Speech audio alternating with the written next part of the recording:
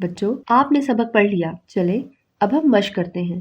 مشق سوال نمبر 1، سبق کے مطابق درج ذیل سوالات کے جوابات لکھیے۔ الف، جنت کا ٹکڑا کسے کہا گیا ہے؟ ہمارے وطن پاکستان کو جنت کا ٹکڑا کہا گیا ہے۔ ب، وطن کے پہاڑوں کے بارے میں کیا بتایا گیا ہے؟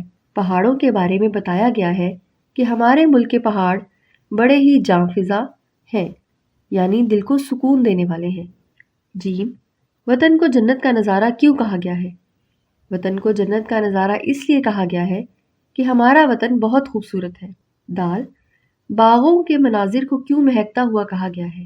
باغوں کے مناظر اتنے خوبصورت ہیں کہ لگتا ہے کہ ہر باغ کا ہر منظر خوشبو سے بسا ہوا ہے۔ آپ کو اپنے وطن سے کس قدر محبت ہے؟ پیارے بچوں، مجھے یقین ہے کہ آپ کو اپنے وطن سے بے حد محبت ہے۔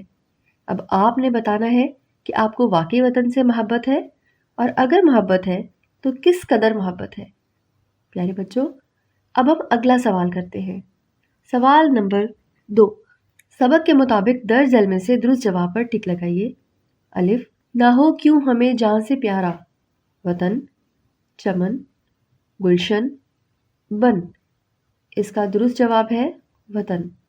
ب، ہے جنت کا گویا نظارہ، وطن، چمن، گلشن، بن۔ اس کا درست جواب ہے وطن۔